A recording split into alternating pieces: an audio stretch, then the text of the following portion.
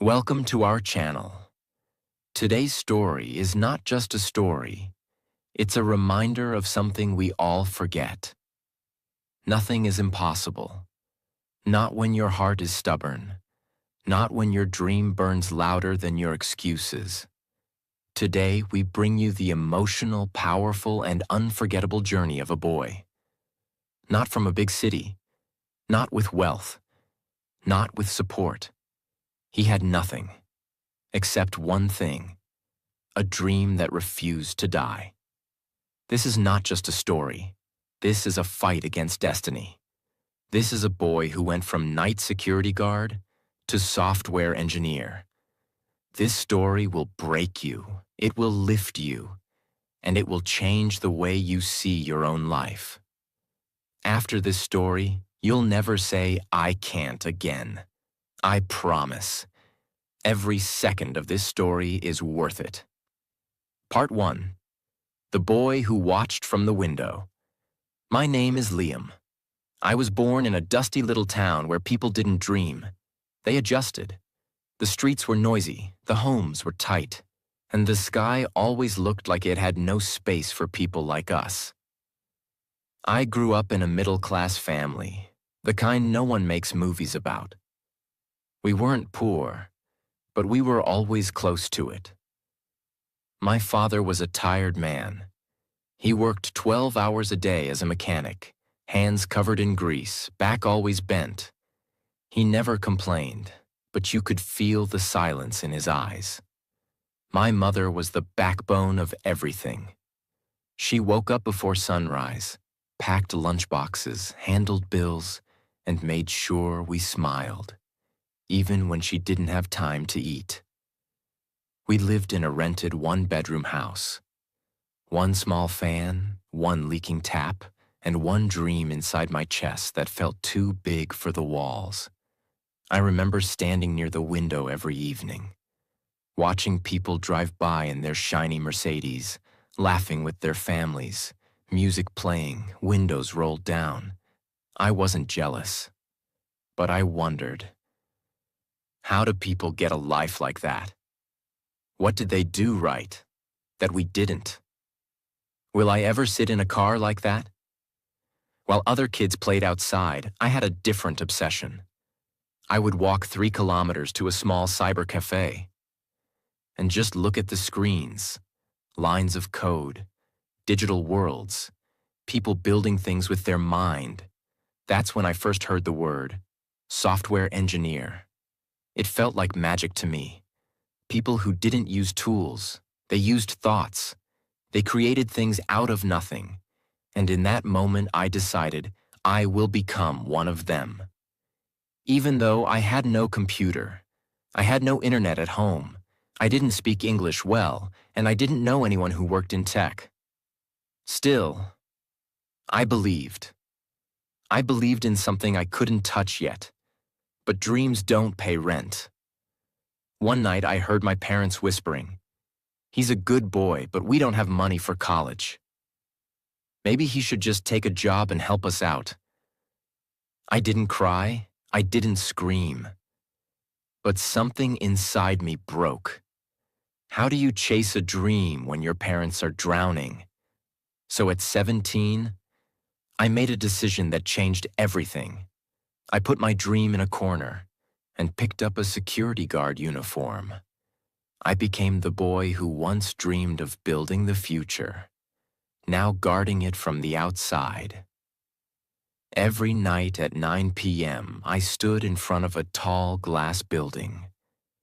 Inside, people stayed warm in air-conditioned offices, writing code, designing apps, living the life I once saw on a screen.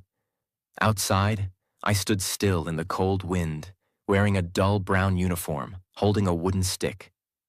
And every night I told myself, "Liam, this is not the end. You're not stuck. You're just paused." At night, I stood silently in front of those shining offices. While the world slept, I was wide awake. But not just to guard. I was awake to observe, to learn, to build the future no one thought was possible for someone like me. The building I guarded was full of software engineers, people who had everything I wanted. They walked past me every night with confidence in their walk, laptops in their backpacks, ID cards on their chest, and purpose in their eyes. And I was just the watchman to them. Some didn't even look at me. Some nodded. None of them knew that I was watching, not them, but the life I wanted. I had a small second-hand smartphone. It couldn't run games. It could barely stay on for 2 hours. But it had one thing I needed: YouTube.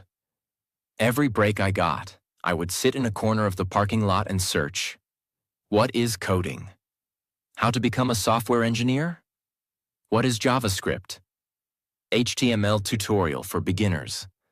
Sometimes the videos buffered for 10 minutes. Sometimes I didn't understand a single word. But I never stopped watching, because each video felt like a key to the door I wasn't allowed to enter yet. I couldn't afford Wi-Fi, so I downloaded free coding PDFs at night using mobile data and read them by candlelight in the morning after my night shift. I would sleep 4 hours a day. My eyes burned. My brain hurt. But my dream kept whispering, "Liam, if you give up now, you'll never forgive yourself." People laughed at me. My relatives said, "He's just a security guard. Let him accept it." My friends said, "You're not smart enough for software." Even my father one night at dinner looked at me and said, "Son, some people are meant to dream. Others are meant to survive. We don't have time for dreams. We need money." I didn't argue. I just nodded. But inside, I made a promise. One day, I will show you that survival is not the only option. One night, it got too much. I hadn't slept in 2 days. I couldn't understand a line of code. I was hungry, tired, and lonely. And as I stood under the office light, holding my stick, I cried, quietly, not loud, just tears falling on my uniform, because I felt like I was reaching for something too far, too high. And I whispered, "Is it really impossible for someone like me?" That night, around 2:45 a.m., a man came out of the office early. He was one of the engineers, young, confident, clean-shaven. He saw me sitting with a notepad and stopped. "What are you doing?" he asked. I looked up and said, "Trying to learn code?" He paused for a moment, and then smiled. "That's brave, man. That's really brave." He didn't laugh. He didn't ignore. He respected it. That one moment, that one sentence, changed everything for me, because it proved I was not crazy. I was just early. From that day, my energy came back. Stronger, sharper, angrier. I studied harder. I started waking up during the day too, just to read more. I stopped caring about what people said. I stopped waiting for support. I became my own teacher, my own motivator, and my own coach. Because I realized nothing is impossible, but everything is lonely first. Part 2. The walls that don't move. My routine was brutal. Night shifts, coding lessons, no college, no mentor, no one to talk to. I was in a fight where nobody even knew I was bleeding. After months of self-study, I decided to build something. A basic website, just HTML and CSS. I spent 2 full weeks writing the code. Sometimes I didn't even sleep after work. I was that hungry. And then, with shaky hands, I clicked run. It crashed. The screen went white. Error. I tried again. Nothing. Everything I had worked on, gone. I forgot one line of code, one simple mistake, and just like that, 2 weeks of hope disappeared. That night, I didn't go home. I sat on the stairs of the building I was guarding. Head down, eyes red, heart shattered. I kept thinking, maybe they're right. Maybe this is not for me. Maybe some people stay guards forever. I didn't feel like a hero. I felt like a ghost. A week later, my father gave me an envelope. Inside it, a pamphlet from a local factory hiring full-time laborers. He said, "They give $200 per month. No night shifts. Maybe it's better for you." I didn't get angry. I understood. He wasn't killing my dream. He was trying to feed the family. But I walked back to my room that night with one thought repeating in my head. If I give up now, I will spend the rest of my life explaining to myself why I didn't try harder. I didn't make a speech. I didn't post motivation on social media. I didn't cry again. I reopened my laptop. I rewrote the code. I read more carefully. I tested one block at a time. I learned the hard way.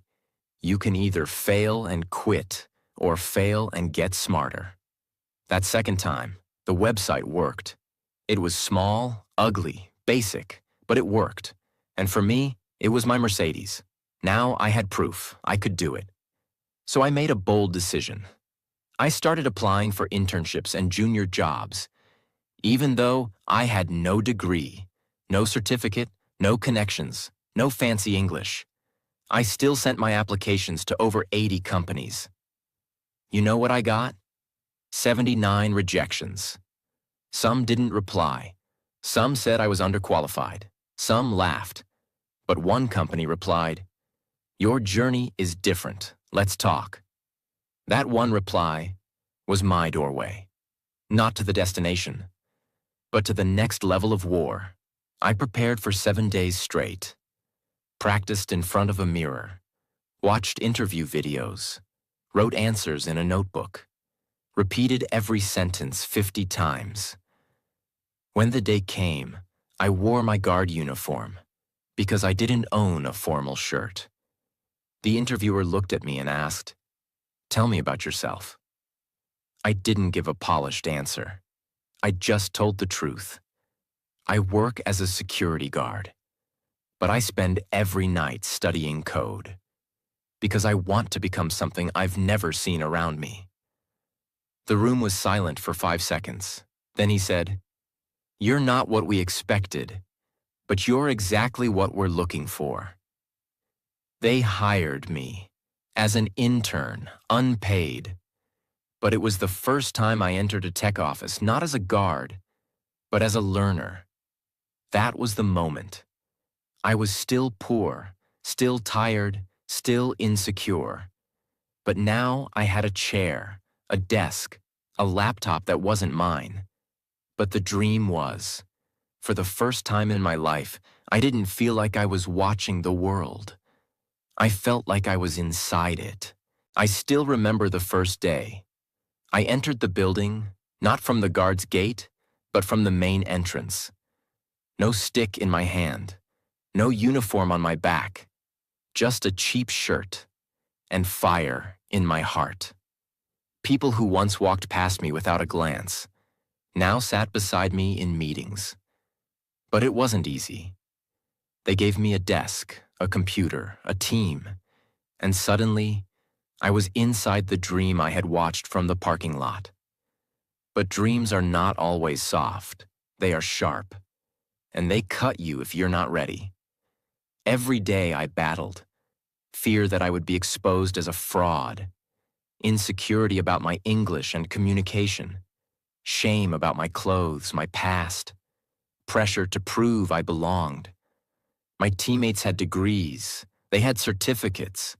They understood things faster. Me, I Googled terms during lunch breaks so I wouldn't look stupid in front of them. One day during lunch, a senior engineer asked casually, "Where did you study? Which college?" I paused and said, "I didn't. I was a night security guard before this." The silence that followed felt like a thunderstorm. Some looked impressed. Some looked confused. One just nodded and walked away. And that day I realized something. The world may open the door, but you still have to prove you deserve to stay inside. That night I didn't sleep. I went back to my old habits, practiced interview questions again, watched advanced tutorials, reread documentation, took free courses with broken subtitles, because I knew this is not the time to relax. This is the time to become unshakable. I stopped comparing. I started focusing. I stopped explaining. I started executing. 3 months into my internship, I was given a small task to fix a bug in a live product. It was complicated. Others had tried and failed. And my manager said, "Try if you want. No pressure." I didn't say yes, I didn't say no. I just took the code home and studied for 2 days without stopping. I broke down the bug, read forums, ran tests, got stuck, cried, tried again, and again, and again, and finally, I solved it. The manager didn't say much. He just smiled and forwarded my code to the CTO. But that night, when I walked out of the building, I looked up at the sky and whispered, "You see, I told you I don't belong outside forever." A few weeks later, my internship became a paid role. It wasn't a big amount, just $300. But when I saw the message in my bank account, I cried. Because that money didn't just represent salary, it represented proof. Proof that my pain wasn't pointless, my nights weren't wasted, my fire wasn't foolish, my dream wasn't impossible. I went home after many months. Same house, same leaking tap, same small kitchen. But something was different. When my father saw me, he didn't ask anything. He just said, "You look different." I opened my bag and gave him my first check. He didn't cry, but his hands were shaking. He looked at me and said something I'll never forget. "I thought your dream was too big, but maybe I was just too tired to believe." There was no party, no big announcement, no post on social media, but inside me, a war ended. I was no longer the boy who stood outside the building. I was now part of the future. Part 3, from guard to guide. Years passed. The security guard uniform that once wrapped my pain now sat folded in my cupboard. Untouched, but never forgotten. Today, I sit at a desk not as a guard, but as a full-time software engineer. Not in a small firm, not in a temporary role, but in one of the world's top companies. I now write code that reaches millions, lead teams that build global products, mentor interns who once sat where I did, walk through airports, laptops in my bag, confidence in my step. And when I look in the mirror, I don't see a genius. I see a fighter. Sometimes I visit that old building I once guarded. I stand at the gate where I once stood with a stick. I watch a new guard walk in, sleepy, quiet, unnoticed. I smile at him, because I know behind that uniform there could be another dream silently burning. One night, while coding late, I got a call from my father. His voice was soft. "I showed your photo to everyone at work today. Told them, that's my son, a software engineer." He paused and said, "You made me proud, Liam. But more than that, you made me believe again." I couldn't speak. I just cried. Because for the first time, my dream didn't just save me. It healed my family. I started writing my story, not to become famous, but to leave behind proof for kids like me. I titled it, "The Boy Who Stood Outside." Because that's who I was. A boy on the outside of the world, watching through the glass, believing that maybe, just maybe, he could find a way in.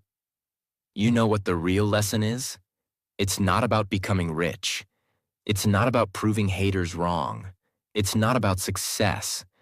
It's about not letting the world convince you that your dream doesn't belong to you. Because here's what I've learned. Talent helps. Money helps. Support helps. But the real power is this: a mind that refuses to quit. A heart that keeps showing up. a soul that doesn't care how long it takes.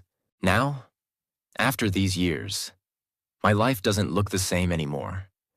The boy who once counted coins now earns a salary he once thought was impossible. Not luxury at first, not millions, but enough to breathe, enough to stand straight, enough to say, I made it this far. With my first real salary, I did not buy expensive clothes. I did not show off. I bought a new fan for my parents' house, a proper bed for my father's tired back, a phone for my mother so she could call me anytime, and groceries without checking prices. That moment, when my mother smiled without worry, that was richer than any car. Years later, I bought my first car. Nothing fancy. But when I held the keys, my hands shook, because I remembered the boy who once stood on the road, watching other people's Mercedes pass by, and wondering if life would ever choose him. That day, life chose me, not because I was lucky, not because it was easy, but because I didn't stop when it was hard. And that's when I understood the truth. Struggle changes you quietly. Success announces you loudly. Now, you've just heard the story. A boy with nothing, who proved that nothing is impossible. But this isn't just a motivational story. It's not fiction, it's history. Let me now show you real people who lived the pain, who were laughed at, who were told, you can't. And still, they changed the world. Neil Armstrong, the first human to step on the moon. But did you know? He was once told, space exploration is impossible. He didn't listen. He didn't just touch the moon. He walked on it. Albert Einstein. As a child, he couldn't speak properly till age 4. His teachers said, he will never succeed in life. But he went on to change the laws of physics forever, because greatness doesn't need permission. Thomas Edison. He failed 1,000 times trying to invent the light bulb. When people laughed at him, he said, I didn't fail. I just found 1,000 ways that won't work. Today, the world sees light, because one man refused to stay in the dark. Listen closely, my friend. People will try to stop you. They'll say, you're not smart enough. You're too late. You're from the wrong place. It's not realistic. When they say that, look them in the eyes and say, shut up. This is my life, my journey, my dream, not yours. Yes, situations will be hard. Yes, days will come when your hands shake and your heart breaks. Yes, you will cry alone. Yes, the world will ignore you. But guess what? The world ignores you until it can no longer ignore your results. Remember this, my friend. Today is the period of struggle, but tomorrow will be the period of success. So don't cry because it's hard. Don't quit because it's lonely. Don't stop because it's slow. Instead, get louder, get better, get obsessed, because nothing is impossible. And if no one believes in you, then believe in yourself harder. This is not just a video. This is a wake-up call. So if this story made your heart beat louder, if it reminded you who you are, like it, share it, and comment below. I will never give up.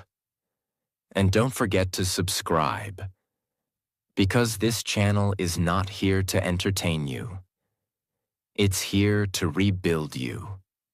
Nothing is impossible. Now go prove it.